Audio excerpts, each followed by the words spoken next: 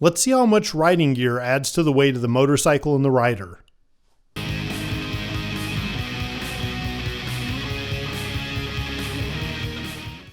Force equals mass times acceleration. So for a set bike with a set engine and set power, the less the bike weighs, the faster the bike goes.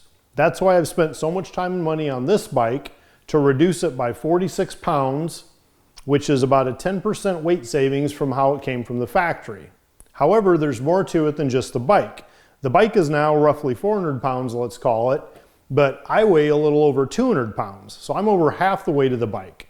So it's not just about saving weight off the bike and all the work we do on this, but we also have to remember that we're a component, and if we can lose weight, like I did this year, I shaved about 25 pounds off, that makes a big difference in how fast the bike goes too. The other thing that we don't always consider is it's not just the bike, not just the rider, but also the gear that we wear. Now I know there are some riders that have shorts and flip-flops on when they're riding around Daytona Beach for bike week, but in general, if we're riding around a track or in the mountains or wherever, we're not going to be buzzing around in a pair of skivvies. We're going to have a full set of riding gear on. So let's look at what this component actually weighs. So just how much does the gear add? Let's find out.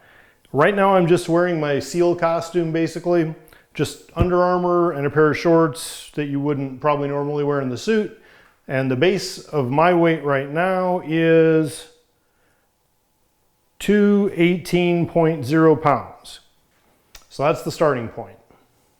Depending on the event, you might be getting away with two-piece leather or even two-piece mesh or textile. Most track events are going to require leather. So I'm going to use my Dainese one-piece suit as what I consider a common gear for the track.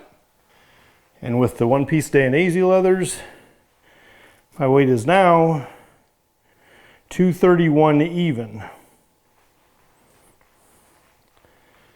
Again, we're not riding around Daytona Beach at Bike Week in flip-flops. We have riding boots.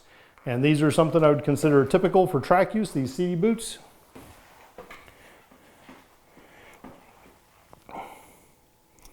The weight is now 236.4.